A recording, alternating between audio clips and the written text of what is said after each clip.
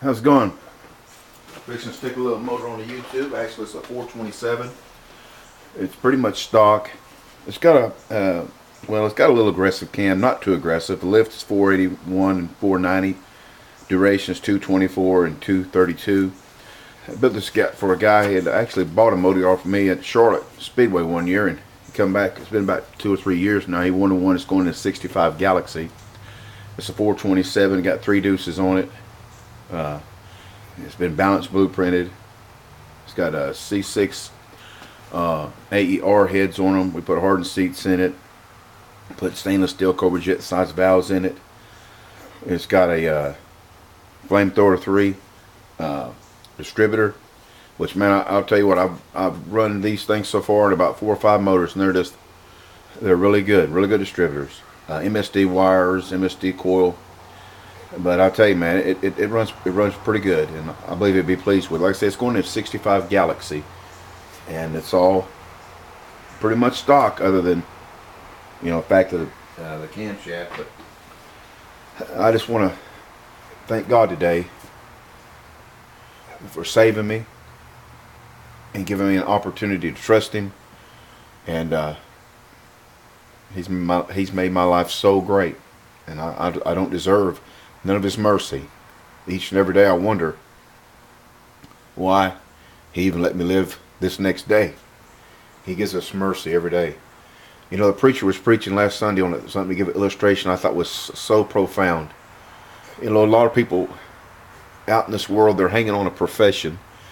They're hanging on to something they think is real.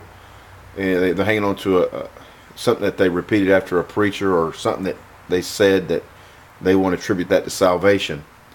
Well, you know, and once you get locked into that thing, it's so hard to get out of it, because you're locked into it, and you're afraid, and nobody's gonna, you know, everybody's gonna laugh at you if you admit you're lost because you made a false profession. And surely God, if I go up there now, I'll be embarrassed and they'll laugh at me. Well, you know, there was a lady down here not too far from where we live here.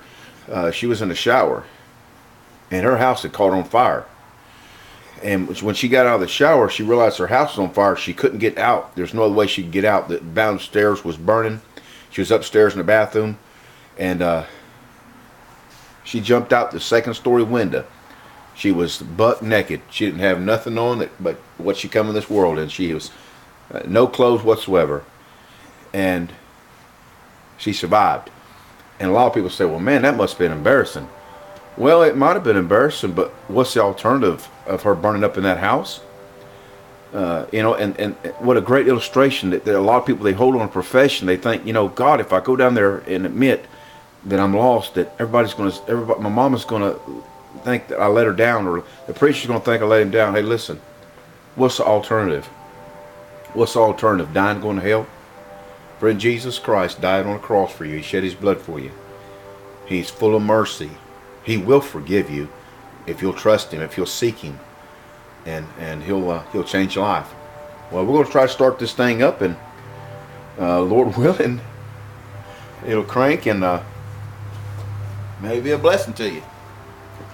And this is for Willie. This is Willie's motor, and I hope you'll be pleased with it.